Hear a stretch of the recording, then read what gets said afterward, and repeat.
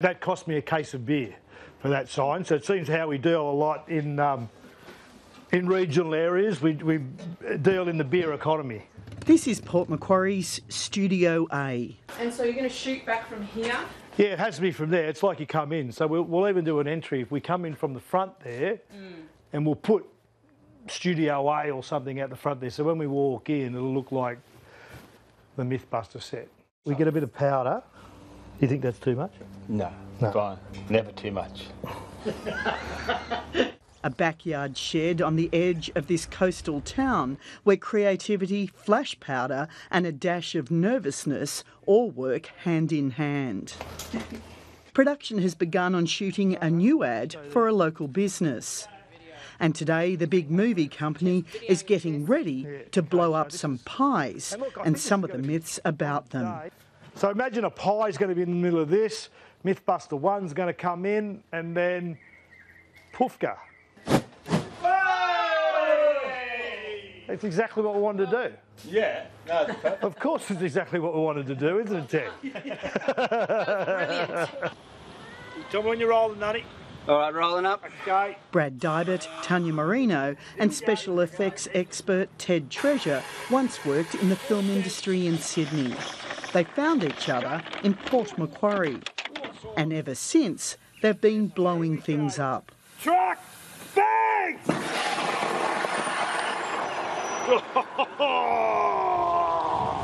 Inspiration for this project is Mad Max to the max. The budgets for this ad and the movie, which was recently voted by international film critics as Movie of the Year, are at either end of the movie-making spectrum. No, that's all right. It's good. Because we'll have some extra digital stuff as well, so it all just looks grungy. But in regional television world, this is an extremely high-end production. There's clients that don't want to spend a lot, and there's clients who really just have, are prepared to throw some money and get a kick out of it themselves and enjoy the collaboration with us. The company funding it hopes it will help its product stand out, not just locally, but nationally. We're a fifth-generation family business, started by my great-great-grandfather in 1864, so 151 years this year. We employ over 50 people locally, have been doing ginger beer since the beginning. Yeah, we've very hard to get a budget that works nationally. You're in our industry, we're like the second hand in a clock. We're a very small section of the market, so getting your attention, and we don't have the budgets as the big guys. But there's another key reason this ad is being made, which budgets don't cover. Yeah, well, I've got a good team. I've got a really good team of people, first of all, because without, with doing it on these low budgets, not all of us get paid. Well, none of us get paid. All the money goes into our props, and all the bits you see on the screen is where the money goes. Essentially, I have this dream of being a filmmaker in Hollywood, and unfortunately I haven't got there yet. But it's not just the look of these ads that's different. It's also how they attempt to promote and sell the product.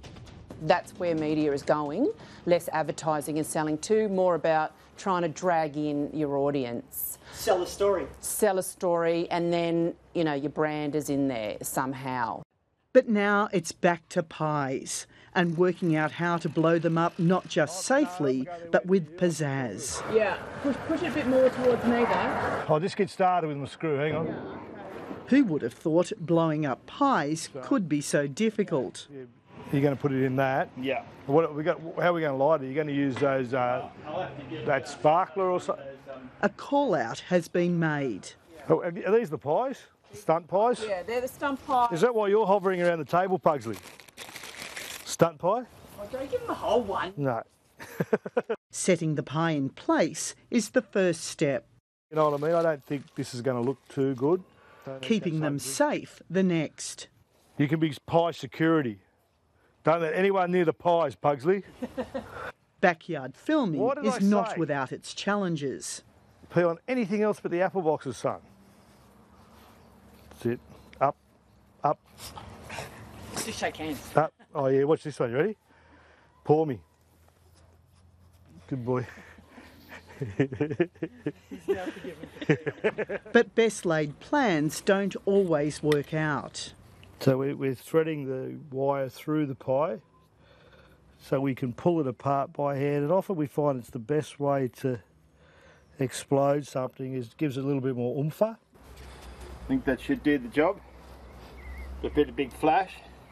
Now, babe, don't leave the pie. Stay on the pie, okay? Yep. Okay, here we go. Are you good there, Ted? Standing by, everyone? Standing by. Here we go. Pull! Oh, no, you know what happened? It burnt the... It burnt the street. It's a good flash, though. It was a great flash. The winners in this flight of creativity from the city are regional businesses with equally big ambitions. And that's exactly what we wanted. We wanted commercials that were outside of the box, and the big movie company specialises in that. So this is not the first time the company has spent up on advertising. we did that to create a lot of brand awareness for us, which has been fantastic, and it's generated so much interest with our customers, and it's exactly what we're looking for.